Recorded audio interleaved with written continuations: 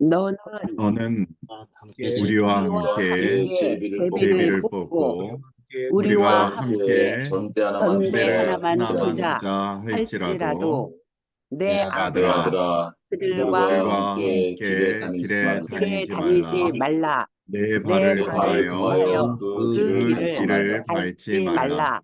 대저 그 대저 발은 그 그 발은 발은 악으로 악으로 악으로 달려가며 달려가며 달려가며 피를 피를 흘리는데 흘리는데 흘리는데 빠름이라. 빠름이니라. 빠름이니라. 빠름이니라. 아멘. 아멘. 예, 오늘 말씀은요, 좀 주제가 제가 써놓고서도 광범위한데, 성경은 정치에 대해서 어떻게 말하는가? 특별히 오늘 주제는 우리 지난주 주일날 있었던 온라인 세미나에 우리 좌파 기독교를 어떻게 보아야 하는가 하는 그 문제에 연이은 그런 발제입니다. 그래서 간략하게 몇 가지 그 정치에 대해서 우리가 이야기하는 것, 그리고 우리 이념에 대해서 현재 그리고 우리나라가 이 처한 상황에 대해서 생각해 보는 시간을 몇 가지 책에서 발췌해서 말씀드리도록 하겠습니다. 며칠 전에 있었던 일이죠.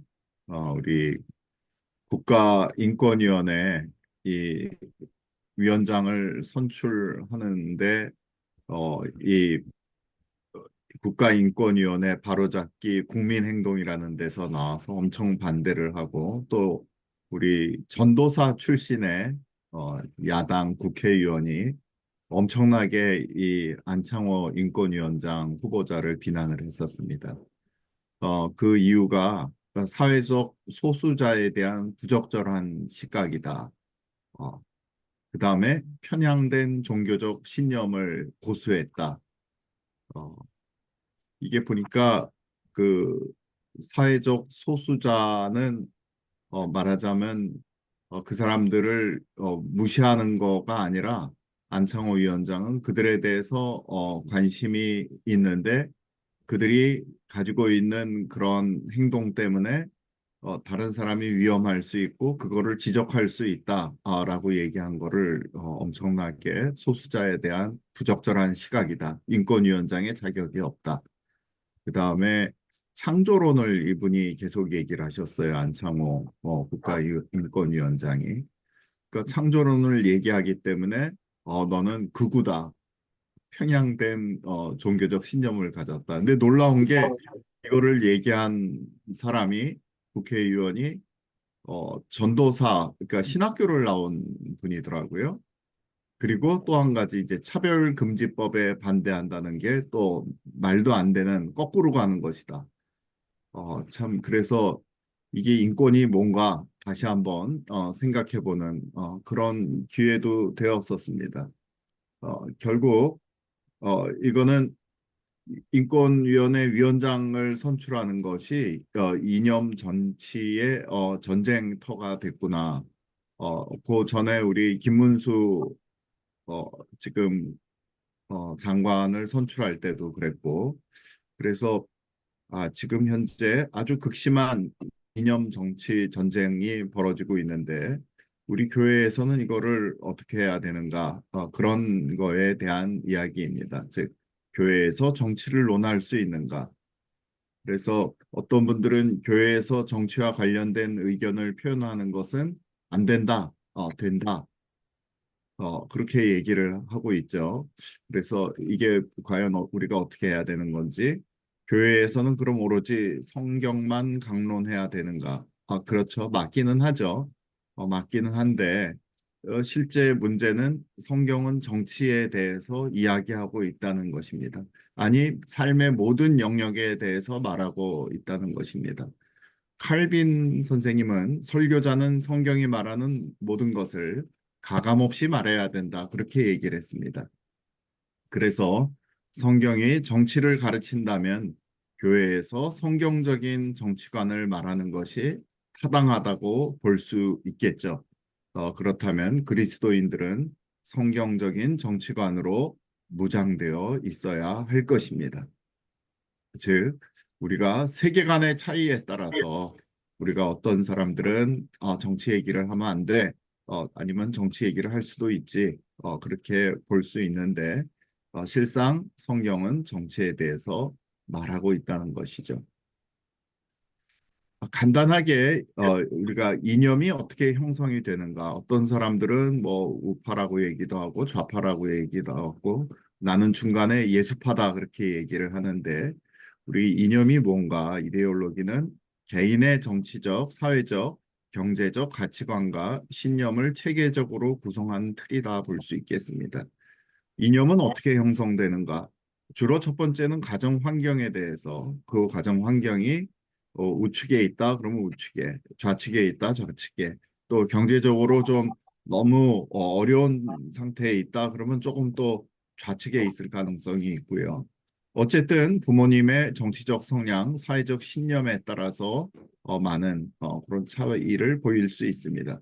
두 번째 중요한 것은 어떠한 교육을 어떤 선생님께 받느냐에 대한 것입니다.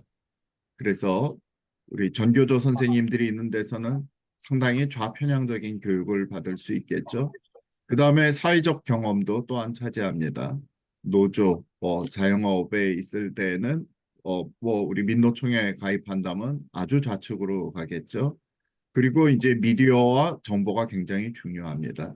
어떤 미디어들이 메인스트림으로 활동하는가에 따라서 틀리고요. 그래서 우리 MBC를 놓고서 싸우는 싸움이 그 미디어 전쟁이 바로 이념 전쟁이죠. 그 다음에 국가적 역사, 문화, 그거를 어떻게 배우고 이해하고 있는가, 우리나라의 근대사를 어떻게 이해하고 있는가에 따라서 이념이 형성될 수 있겠습니다. 이념 스펙트럼을 보게 되면 가장 레프트에서 가장 라이트, 센터까지 좌우 신념으로 나눌 수 있겠죠. 잠깐 보게 되면 극좌에서부터 극우까지 극좌는 뭐라고 그러냐? 보통 공산주의입니다. 계급이 없다. 사회 생산 수단의 공동 소유를 목표로 한다. 좌파는 사회주의를 얘기한다. 우리는 보통 사회주의 얘기하는데 여기 있고요. 그거보다 약간 낮은 게 사회민주주의. 지금 보통 이 많이 얘기하죠. 우리 야당에 계신 분들이 사회민주주의 좌파 쪽입니다. 그 다음에 이제 중도 좌파는 진보주의, 프로그레시비즘 그렇게 얘기해서 복지를 강화하고 평등을 추구한다. 중도는 뭐 중도고요. 중도 우파는 보수적 자유주의, 시장 경제와 전통적인 사회 질서를 조화시키고 우파는 그냥 보수주의, 컨서베이티즘 해서 시장 경제, 정통적 가치와 개인의 자유. 여기까지 괜찮은데 보통 극우라 하면 누구를 극우라 하냐 하면 파시즘입니다. 강력한 국가주의, 그 다음에 권위주의적 통제, 그 다음에 군사, 그 다음에 극단적 민족주의는 배타적 민족주의, 타민족에 대한 반대, 이 정도를 이야기할 수 있겠습니다. 그래서 극좌에서 극우를 다시 이제 그렇게 놓고 보면 이쪽이 좌측, 이쪽이 우측, 뭐 중도다.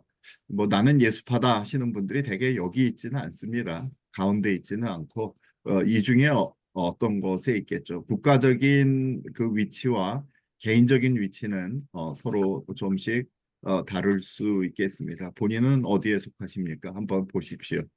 네. 근데 이 이념 스펙트럼을 해놓고 보니까 어, 이 이념 스펙트럼으로 본 북한은 어디 있을 것 같습니까? 북한은 공산주의 표방의 극우 파시즘입니다. 왜냐하면 이 극우가 강력한 국가 민족주의 전통사회 구조를 강조하고 폭력적 통제를 하고 중앙 집권적 통제를 합니다. 민족 우월성을 굉장히 강조하고 인종차별을 하죠. 아주 명확하게 극우입니다. 희한하죠. 공산주의를 표방하는 극우 파시즘 국가가 북한입니다. 그래서 보통 우리가 북한에 대해서 그 반대를 하거나 5.18에 대해서 반대하면 극우 세력이라고 부르는데 그게 극우는 아닌 거죠. 이 학문적인 극우는 북한입니다. 왜냐하면 이 사람들 확실히 강한 김일성 민족주의와 폐쇄적 자립 이념을 가지고 있고 맨날 우리 민족끼리 주체 하면서 개인 숭배와 지도자 중심의 절대 권력을 가지고 있고 군사 중심의 권력 구조와 강력한 억압기구, 그다음에 민간 경제와 개인 자유에 대한 국가적 통제를 하고 있죠. 예, 뭐 명확한 극우 파시즘, 파쇼 국가입니다. 그래서 누가 극우라고 부르신다 한다면 그건 북한에 있지라고 얘기하실 수 있어야 됩니다. 남조선 주사파들은 어떻습니까? 이 땅에 있으면서 북한 따르는 사람들이죠. 열심히 따르는. 이 사람들 강한 종족주의를 가지고 있습니다. 그리고 다 좌파 포퓰리즘을 가지고 있죠. 그래서 희한하게 사회민주주의를 표방하면서 좌파 포퓰리즘의 종족주의 집단입니다. 그래서 중도 좌파에다가 극좌에서 극우를 왔다 갔다 하는 어, 좀 스키조프레닉한 패솔로지를 가지고 있습니다. 완전히 분열성을 가지고 있죠. 그리고 표리가 부동합니다. 경제적 불평등과 부의 재분배를 강조하고 반일과 반외세, 반미를 외치지 못하니까 반외세라고 늘 하는데 또 보면은 아주 친북적이고 종중적이에요. 그래서 이거 역시 완전히 스키조프레닉합니다. 반일 죽창가를 외치고 있고 다시는 일본에 지지 않겠다라는 엉뚱한 얘기를 하고 있고 민간 경제와 개인 자유에 대한 국가적 통제에 그 굉장한 많은 관심을 가지고 있습니다. 이들의 그 스펙트럼은 극자에서 극우 종족주의를 합쳐진 희한한 그런 부분이고 일반적으로 정책은 좌파에서 중도 좌파입니다. 네, 대한민국은 어떻습니까? 대한민국은 사실 우리 여러 정부에 따라서 이승만 정부로부터 어, 박근혜 정부에 이르기까지 여러 스펙트럼을 가졌다라고 생각하지만 제 생각에는 극우 파시즘, 극단주의, 민족주의 이쪽은 없습니다. 사실은 여기는 북한이고 우리 그 자유민주주의를 주장했던 여러 우리 우파 정부에서는 우파, 중도 우파, 중도 그리고 현재까지는 중도 좌파까지 나가 있는 것이 아닌가. 보통 진보주의 하면 보편적인 의료 하려고 열심히 노력하고 있고 이 노력하는 건지 잘 모르겠습니다. 공교육 강화, 빈부 격차 해소를 위해서 열심히 일한다. 그래서 이전에 있었던 우리 박정희 전두환 대통령 시대에 우파, 중도 우파였다면은 지금은 중도에서 중도 좌파까지 나가 있지 않나. 저는 그렇게 생각합니다. 물론 각 개인들은 또 개인들이 처한 것이 좀씩 틀리겠죠. 저는 보니까 중도 우파 정도의 성향을 가지고 있는 것이 아닌가 스스로 생각하고 있는데 이 좌측에 있는 분들이 자꾸 저를 극우라고 그래가지고 분명히 이념 스펙트럼으로 봤을 때 그거는 내가 아니라 저 북한에 있다 그렇게 이야기할 수 있을 것 같습니다. 예. 여기까지 그냥 말씀드린 거였고요. 기독교인으로서 정치 영역을 어떻게 바라볼 것인가? 사실 모든 영역에 하나님의 주권이 임해야 되는 것이죠. 모든 영역에서 하나님께서 명령하신 생육과 번성, 진정한 자유의 축복이 온 땅에 임해야 하게 하는 것이 바로 그리스도인들입니다. 어, 실제로 자유민주주의와 공화정 정치 역시 이런 정치의 근본도 애초부터 교회와 그리스도인들이 세워야 할 몫이었던 것입니다. 우리 미국이 실제로 역사 가운데 온 세상 나라 가운데 자유민주주의 공화정의 첫 번째 나라인데 이 미국이 성경적인 원칙에 따라서 셀프 가버먼트, 자치 가버먼트를 구상하고 실험했던 그리스도인들에 의해서 건국된 것이죠.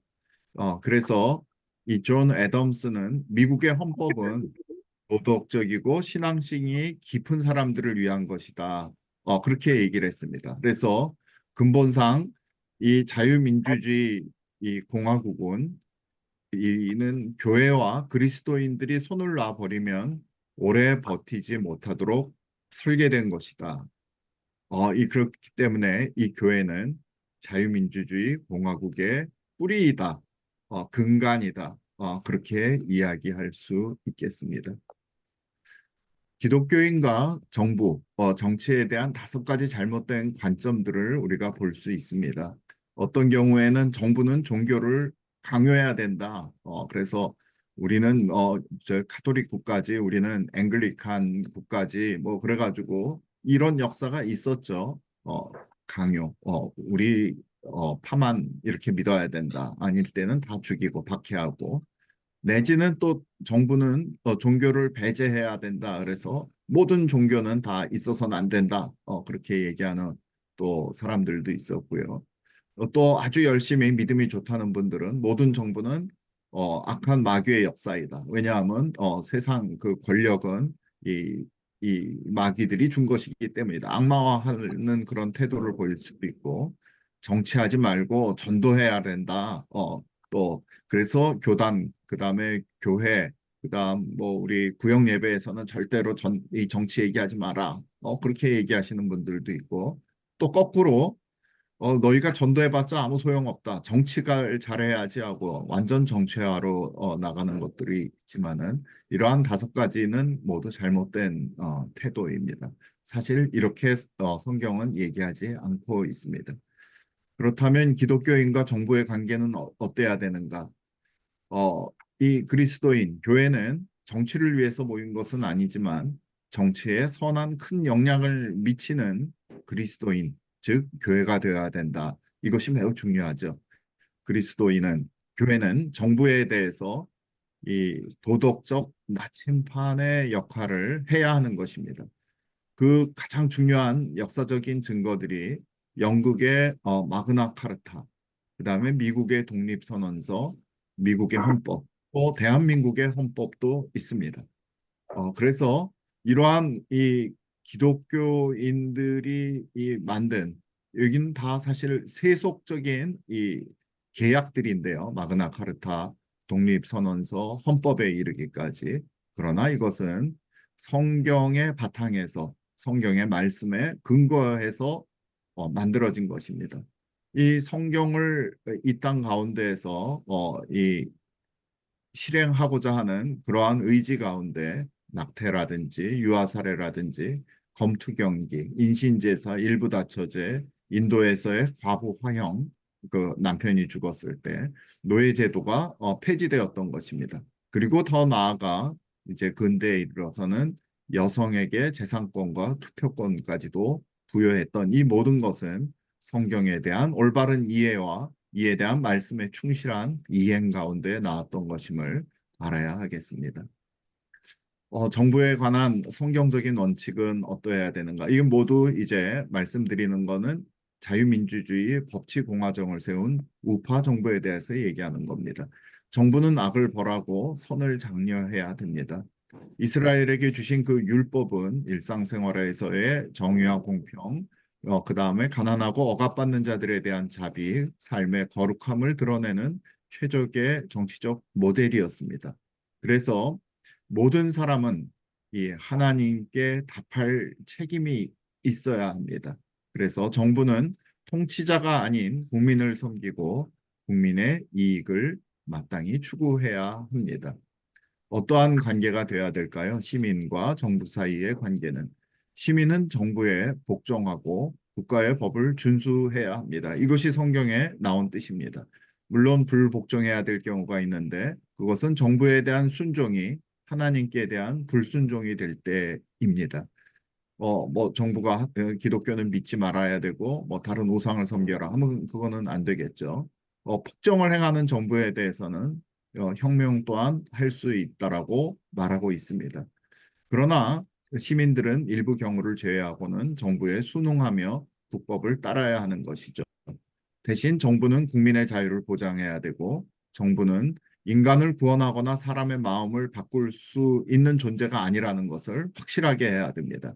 따라서 정부는 분명한 권력 분립이 확립돼야 되고 법치는 그 통치자들에게도 적용되어야 합니다.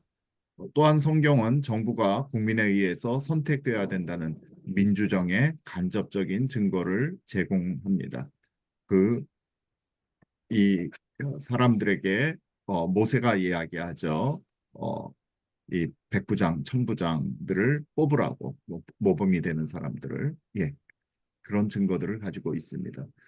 국가와 교회 사이의 올바른 관계 원칙에 있어서 교회는 가이사의 것, 그 이 시민 국가의 것을 통치하려 해서는 안 되며 또한 시민정부는 그 시민들에 의해서 선출된 정부를 말하는 것이죠. 하나님의 것을 통치하려 하면 안 됩니다. 시민정부는 일반적으로 교회와 종교단체들을 지원하고 장려해야 됩니다.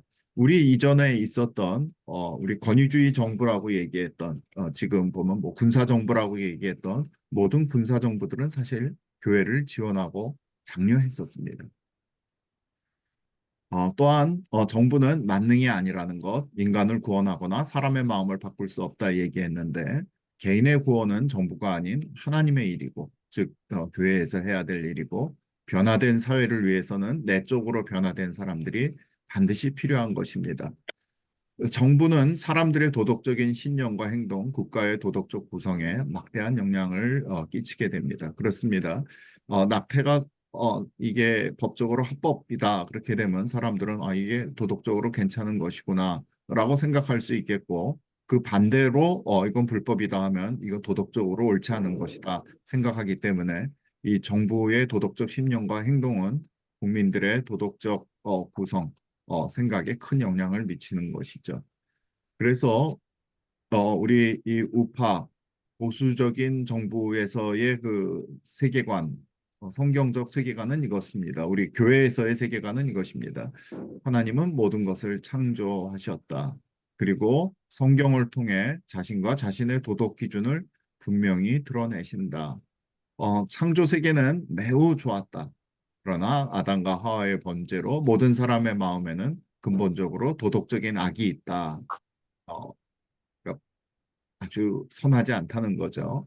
그리고 이 범죄로 인해서 하나님께서는 자연 세계에 저주를 내리셨고, 하나님은 그럼에도 불구하고 인간이 지구의 자원을 개발하여 지혜롭고 기쁘게 누리길 원하셨다. 이것이 우리 기독교인들이 가지고 있는 이 성경적인 건전한 세계관입니다.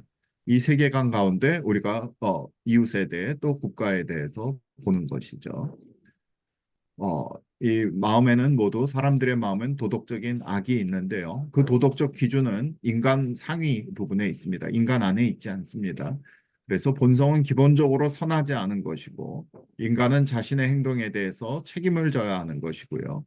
일부 폭력적이고 비합리적인 악은 정부의 힘, 압도적인 힘으로 저지해야 되는 것입니다.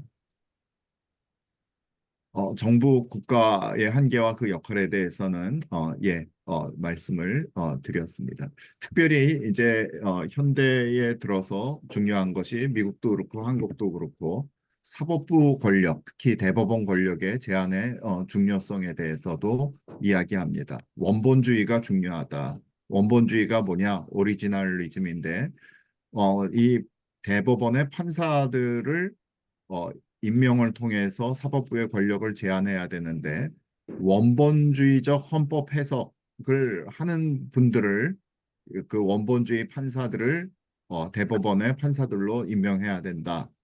왜냐? 계속 엉뚱한 해석을 하기 때문에 그렇습니다.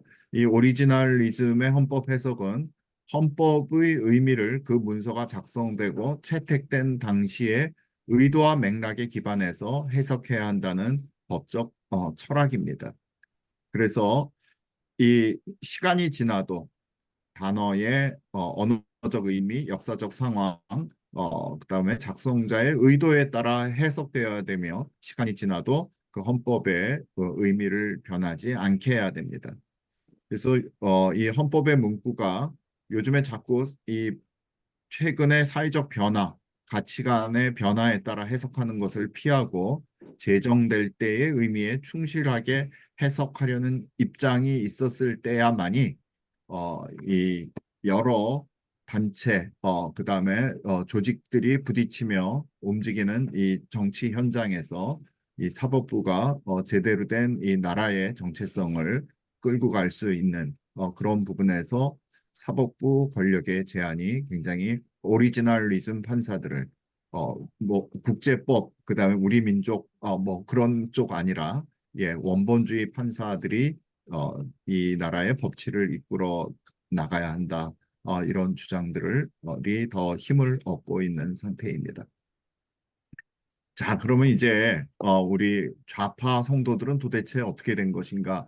지금까지는 성경적인 그런 세계관을 가진 분들에 대해서 이야기해 봤는데요. 이 레프티스트 크리스찬은 뭐냐? 기독교 신앙을 바탕으로 하면서 사회적, 정치적 좌파 이념을 지지하거나 따르는 사람을 말합니다. 이게 어떻게 가능한가? 근데 있습니다. 실질적으로 뭐 굉장히 많이 있기 때문에 주로 사회적 평등, 경제적 정의, 사회적 약자 보호 등의 가치를 중요시하는 분들입니다. 그래서 예수님의 가르침을 사회적 정의와 연결했기 때문에 예수님은 사회주의자였다. 그래서 가난한 사람들에 대해서 복지제도와 사회적 평등을 강조하고 소외되고 억압받는 사람들에 대해서 이게 대표가 동성애자지. 그러니까 동성애자들의 권리를 강조하고 더 나아가서 옹호하고 이들을 위해서 축복하는 그런 목사님들도 있죠. 부자와 권력자들에 대한 비판을 아주 강조합니다. 그래서 부의 재분배를 강조하고 전쟁과 폭력을 모두 반대하기 때문에 반전운동과 평화를 옹호합니다.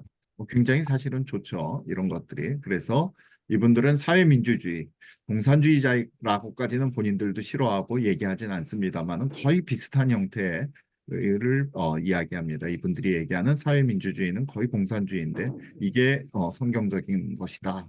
이렇게 얘기를 하는 분들이 목사님, 장로님, 뭐 여러 성도님들 가운데 상당히 많고 이런 교회들도 있죠. 아주 특별히. 그래서 사회주의는 일반적으로 굉장히 따뜻합니다. 공의롭고. 사회주의는 이기심을 버리는 것이다. 자기들보다 불행한 자들을 도와주고자 하는 것이고 타인에 대한 책무를 인식하는 것이다. 근데 예수님의 가르침은 이 사회주의적 가치관이다. 왜냐하면 그렇게 말씀하셨다. 그래서 이분들이 가지고 있는 것이 세상의 모든 약한 자들을 국가가 도와줘야 된다. 시스템이 도와줘야 된다. 부유한 사람들이 있는데 그 사람들은 가난한 사람들을 착취한 결과이므로 더 많은 기여를 해야 된다.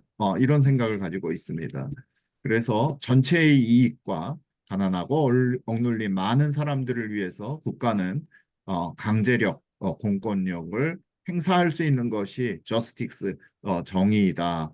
이렇게들 생각을 하죠. 실제로 이 좌우 이념 가치관에 따라서 우리나라가 아주 굉장히 갈등하고 있는데요. 이 남쪽에서. 객관적인 사실로서 북한이 지금 최악의 인권 유린 집단이라는 거 잘 알려져 있습니다. 이 종교 자유 지수가 뭐 최바닥이죠. 근데 이 사람들이 지금 핵무기를 완성했고 실전 배치를 했죠. 이 어마어마한 위협인데요. 여기에 대해서도 극단된 상반된 주장을 합니다. 이게 세계관의 차이에서 나오는 건데 우리 좌파적 세계관을 가지고 있는 분들은 북한 핵을 그대로 인정하자. 이거 우리에 대한 게 아니다. 우리 민족끼리 평화롭게 살아가자. 근데 저 같은 사람은 야, 이 북한의 비핵화 없이는 노예의 그 평화 상태가 불가피하고 결국은 적화의 길을 걸을 텐데 이거 해결해야 돼. 이러니까 야, 이 극우 세력하고 이 사람들이 이제 비난하는 거죠. 이게 어떤 거가 그렇습니다. 그래서 이 좌파적인 이념을 가진 분들은 항상 정부 개입주의적인 방식을 갖는 데 비해서 우파는 시장 친화적인 사고방식을 갖고 있고요. 이런 것이 계속 서로 간에 갈등을 하게 하는 거죠. 근데 중요한 거는 인간에게는 사실이 중요한 게 아니라 인식이 더 중요합니다. 즉 인식이 곧 사실이 돼서 옳다고 믿는 것에 따라서 실제적 사실과 관계없이 뭐 그 평화롭게 우리끼리 살아가자를 선택할 수도 있고 그렇지 않네 이건 위험하네라는 그런 선택을 할 수 있는 것이죠. 왜 좌파적 사고를 하는 게 이렇게 어렵지 않고 교회 내에 굉장히 많은가?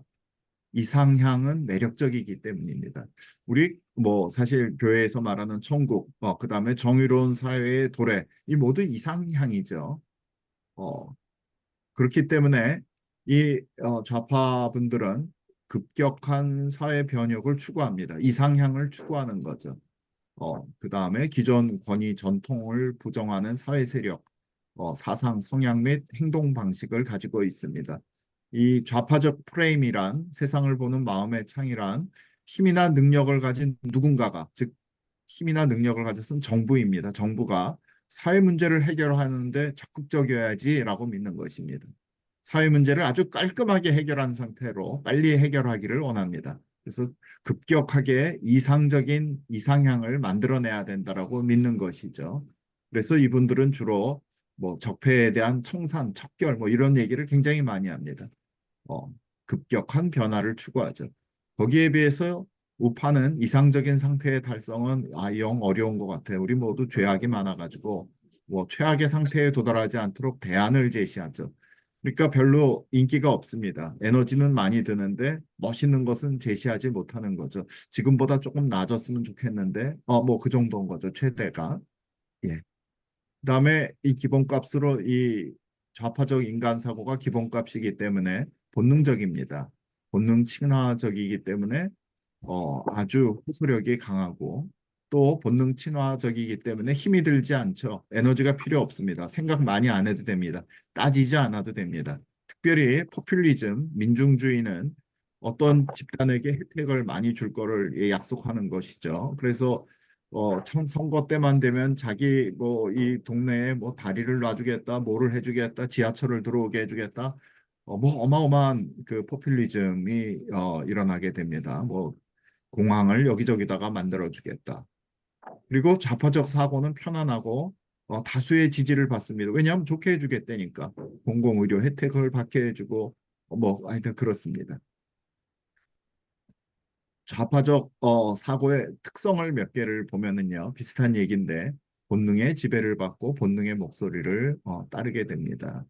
그래서 역사의 교훈, 지혜를 기억하는 일은 이성과 합리가 담당해서 에너지를 많이 써야 되지만 원시 본능이 인간의 사고와 행동에 압도적인 영향을 발휘하는데 우리 전 인류의 긴 역사로 놓고 볼 때, 사실 20에서 30명 정도의 소규모 집단 사회가 서로 공동 생산과 공동 분배를 하던 이 기억은 인류 역사의 전체 우리 24시간이라고 한다면 24시간 중에 23시간 57분까지에 해당하는 긴 역사는 이런 공동 생산, 공동 분배에 그런 기억이 있었다는 거죠. 그래서 이런 소규모 집단 사회에서는 평등이 생존 덕목입니다. 이퀄리티가 개성이라든지 자유, 튀는 행동은 금기 행동이고 그래서 신앙의 자유, 정치적 자유, 적법 절차에 따른 신체의 자유는 생물학적 유산이 아닙니다. 이거는 이성과 합리의 유산이죠. 그래서 결국 깊게 가보면 자유와 평등은 결코 함께 할 수 있는 가치가 아닌 것이죠. 그런데 이거를 어떻게 이제 조화를 시킬 건가 하는 게 문제인데요. 좌파적 사고를 가진 분들은 자유를 절대적 가치에 놓지 않습니다. 다른 자신들의 가치, 평등을 달성하기 위한 수단이나 도구쯤으로 이해하는 것이죠. 좌파적 사고의 특성에는 따뜻함이 함께합니다. 예, 말씀드렸지만 밥 한 끼 주자는 일인데 뭐 그렇게 말이 많냐. 그리고 본능은 언제나 단기적인 이익에 주목하고요. 또한 사람의 선함에 대한 믿음이 매우 강합니다. 이 사람이 이렇기 때문에 이렇게 할 거야. 그리고 본인들의 그 도덕적 우월성을 엄청나게 믿습니다. 그리고 그런 도덕적 우월성을 바탕으로 해서 무리를 짓고 타 그룹에 대해서 배타성을 가지고 우리만이 옳다. 그렇게 이야기를 하죠. 그리고 태생적인 능력 차이를 중요하게 여기지 않습니다. 실제 이거는 불편하지만 사실이죠. 우리가 능력이 있는 사람이 있고 능력이 없는 사람이 있는데 좌파적 사고를 가진 분들은 결과의 평등에 대해서 지나친 신뢰, 집착을 하게 되고 그다음에 투입한 것에 대해서 그것이 결과로 나온다는 걸 이해하지 못하고 결과의 다름에 대해서 분노와 증오심을 분출하게 되죠. 그래서 결국 자사고, 외고 그런 특목고 다 때려 부시고 평준화 정책 다 똑같아야 돼. 똑같이 살아. 그렇게 하지만 실제 전체 뭐 한국에선 그렇게 할 수 있을런지 몰라도 전 세계를 놓고 보면 그게 가능한 일이 아니죠. 결과로서 평등 추구 국가는 결국 부패하게 되고 그 안에서도 우리는 더욱 평등하지 하면서 특권 계급이 나오게 됩니다. 이 세상을 바라보는 그 프레임은 어떤가? 일곱 가지 특성은 좌파적인 분들은 모든 것을 통제할 수 있고 또 통제해야 한다고 믿습니다. 그리고 악을 제거하는 일에 만족하지 않고 이 이상향, 이상 사회를 추구하는데 아주 열심을 냅니다. 그래서 급격하게 토지 공개념을 가지고 들어오고 그다음에 급격한 최저임금 상승을 통해서 가난한 자들을 돕는다고 그러고 원전 제로 정책 등을 사용합니다.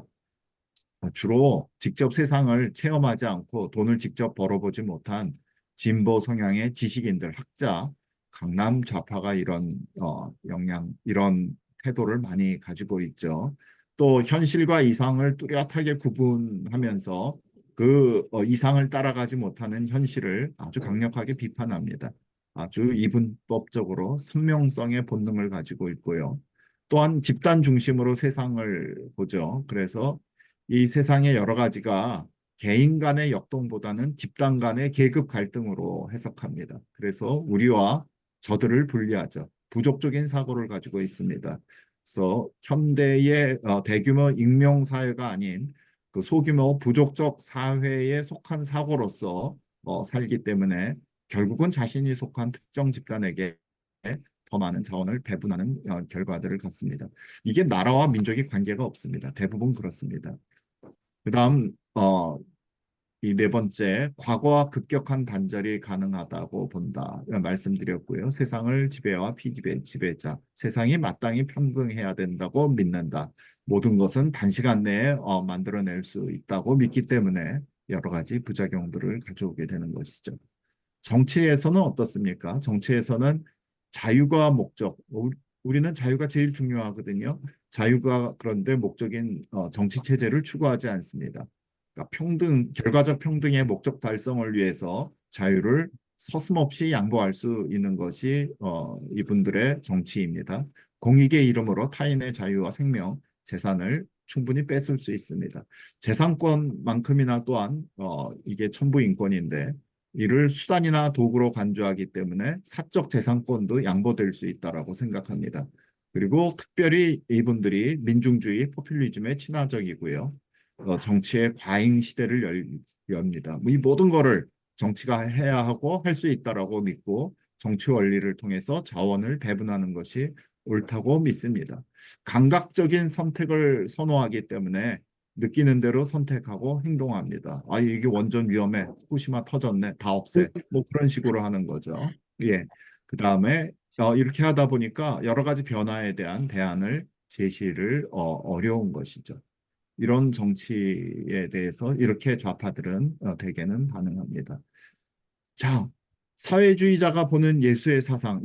저는 임승수의 우공이산이라는 이분이 누군지 모르는데 거기다 써놓기를 자기는 자기는 완전한 사회주의자다 그렇게 써놨고 전에 교회를 다녔대요. 그런데 이분이 몇 가지 성경 구절을 놓고 보면서 예수의 사상이 사회주의가 아닌가 보자 이렇게 하면서 이런 거를 해놨습니다. 부자는 천국에 들어가기가 어렵다. 낙타가 바늘기로 들어가는 것이 부자가 하나님의 나라에 들어가는가 보다 쉽다. 예수님이 이렇게 말했다. 어, 부자 친화적이지 않다. 그다음에 예수님의 부르심이 주의 성령이 내게 임하셨으니 이는 가난한 자에게 복음을 전하게 하시려고 내게 기름 부으셨다. 가치관은 이런 것이다. 예수님은 민중을 위해서 온 것이다.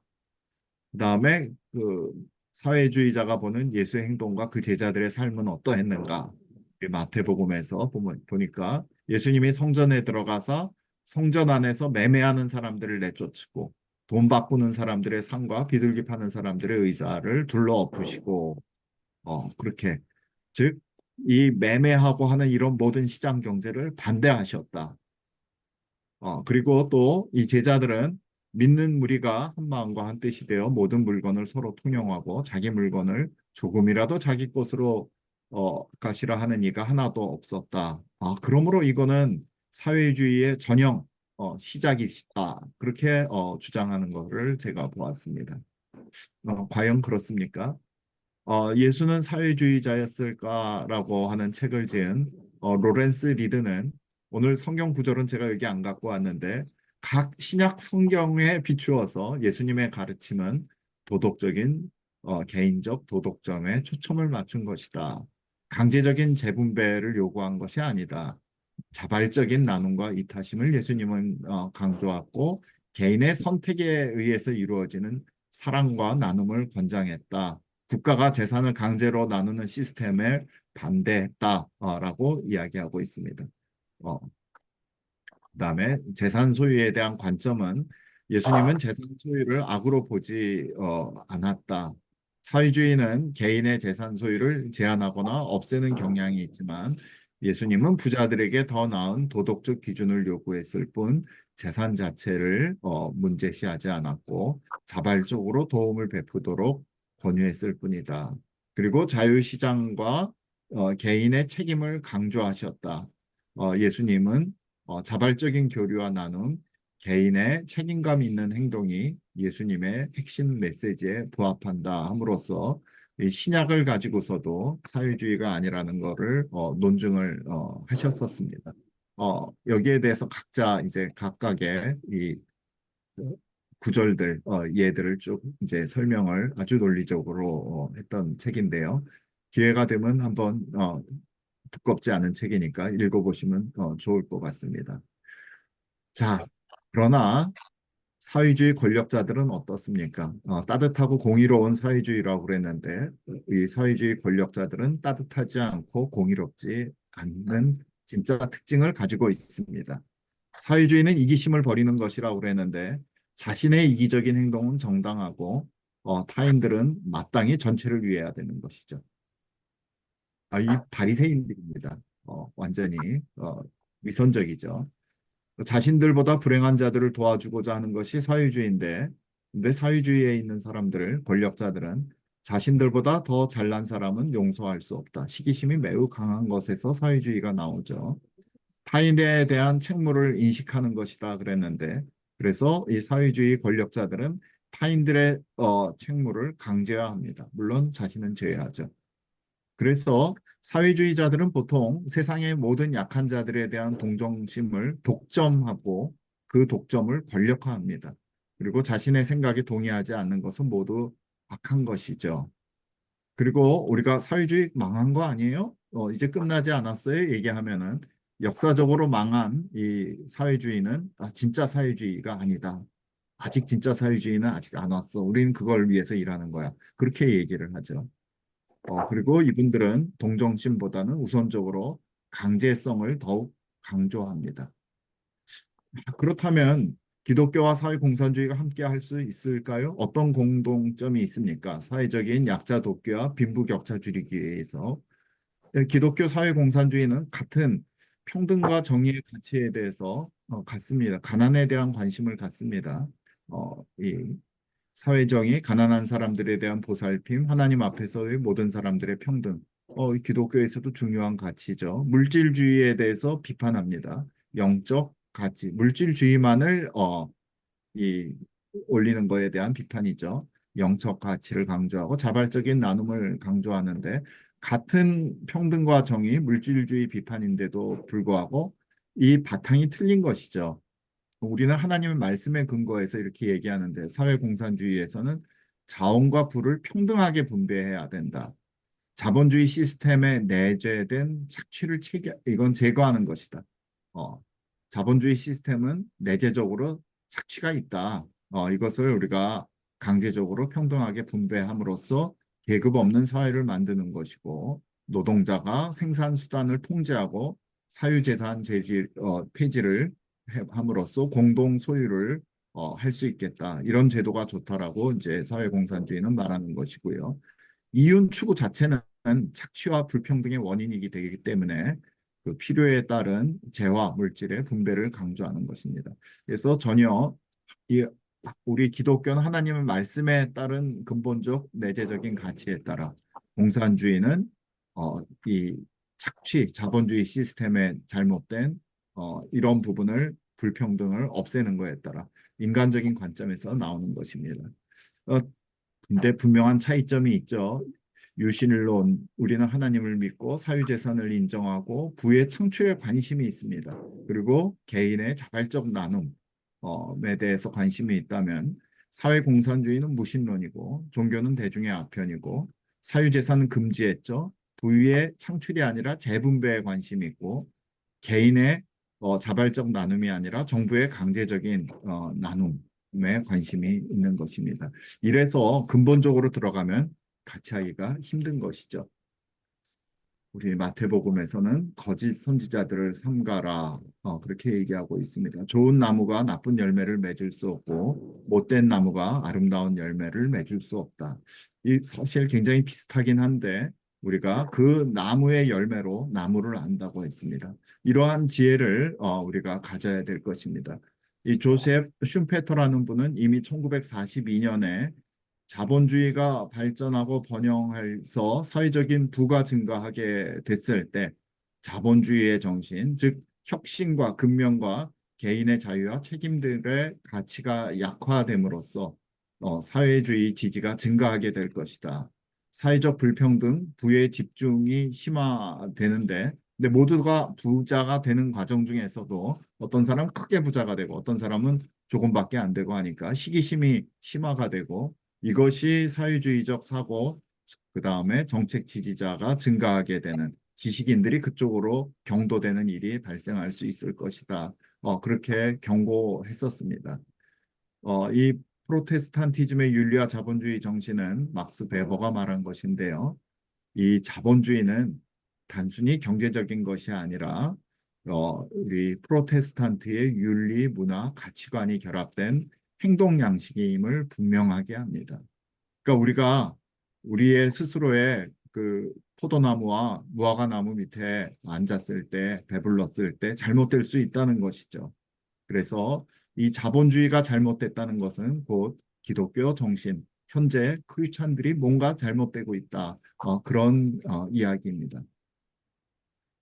토크빌은 이렇게 얘기했습니다. 미국의 민주주의가 성공할 수 있었던 이 미국의 민주주의란 책을 써가지고 연구를 했는데요. 자유는 도덕 없이 세워질 수 없고 도덕은 신앙 없이 세워질 수 없다. 이런 위대한 말을 했죠. 그런데 그 뒤에 몇십 년 뒤에 한 50년 뒤에 또 이런 한성 감옥에서 한 사형수가 이 통찰력을 그대로 얻었습니다. 미국의 민주주의란 책을 읽어보셨는지는 제가 잘 확인하지 못했지만 이분이 이렇게 얘기를 했죠. 이렇게 탐복했다. 예수교를 믿어야만 모든 사람이 두려운 마음으로 죄를 짓지 못하며 감사한 마음으로 착한 일을 하지 않을 수 없다. 어찌 교회가 정치의 근본이 아니리요. 예, 바로 우리 잘 아는 건국 대통령 독립정신에서 쓰신 청년시대에 이 사용수가 돼서 쓰셨던 말씀입니다. 오늘날 다시 이 통찰력을 우리 교회가 얻어야 하겠습니다. 링컨이 게티스버그 그 공동묘지 남북 전쟁에서 싸웠던 사람들을 위해서 그 공동묘지를 이제 마련하고서 연설했던 짧은 것이죠. 우리가 오늘 누리는 자유를 위해 희생한 분들에게 보답하는 길, 우리의 남은 과업은 그분들의 그 대의에 더욱 헌신하는 것이다. 그래서 우리가 죽음을 헛되게 하지 않으려면 이 나라가 하나님 아래에서 새로운 자유롭게 자유의 탄생을 얻어 국민에 의한 국민의 의를 위한 정부가 이 땅에서 사라지지 않도록 드높이 결의합시다. 이렇게 유명한 말씀을 하셨는데 우리 역시 우리에게 자유를 주신 분들 그 대의에 더욱 헌신하며 이 자유를 우리 후손들에게 전해야 되겠습니다. 진리의 말씀이 우리 가운데서 떠나지 않고 우리가 주님의 율법을 지킴으로 참 자유 가운데서 자유롭게 걸어가야 할 것입니다. 어, 같이 기도하도록 하겠습니다. 주님 감사합니다. 오늘 이 짧은 시간에 교회 내에서 있는 많은 이 이념적인 갈등과 또 우리가 마땅히 걸어가야 될 길에 대해 생각해 보았습니다. 주님께서 지혜 주심으로 참으로 그 열매를 통해서 나무를 판단할 수 있는 모든 지혜를 저희 후손들에게 허락하여 주시고 이 나라의 교회가 온전히 주님께서 주신 아름다운 자유의 세상을 향해 자유롭게 힘차게 나갈 수 있도록 은총 허락하여 주옵소서. 감사드리며 예수님 이름으로 기도했습니다. 아멘. 아멘. 예.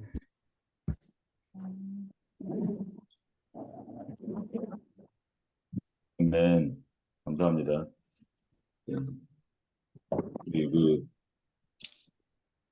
컨퍼런스에서 왜 방언을 하고 성령을 받았는데 이 좌파 성도가 이렇게 있을 수가 있는지 그거에 대해서 같이 좀 생각하는 시간을 좀 갖고자 해서 이제 사실 그 최경 목사님한테 그 부분에 대해서 같이 나눠달라고 그랬는데 시간이 너무 짧아서 아마 그 충분히 나누지 못했던 것을 여기서 이렇게 잘 나눠주셔서 우리가 그 성경적인 그런 그 좌파의 이 스피릿이 있는 그런 부분에 대한 것을 말씀을 바탕으로 또 우리 여러 그 자유에 대한 그런 걸 바탕을 해서 이렇게 설명을 해주시니까 아주 잘 예, 정리가 된 것 같습니다. 감사드립니다. 우리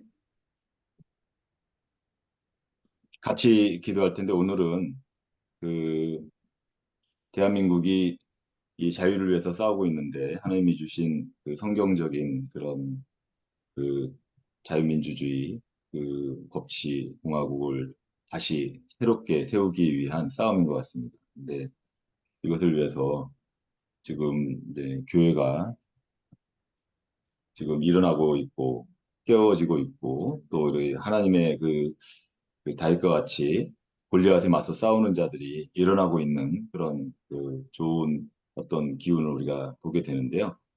같이 시편 127편 1절에서 5절까지 함께 읽으면서 우리가 교회가 어떻게 다시 회복돼야 될지 또 대한민국이 어떻게 하나님께서 그 부르시는 그 독수리 민족 거룩한 나라 정직한 대한민국 이 그 제사장 국가로서 세워져야 될지 그리고 다음 세대를 우리가 어떻게 세워야 될지를 함께 말씀을 통해서 한번 마음에 담고 함께 주여 한번 부르짖으며 기도하는 시간이 됐으면 좋겠습니다.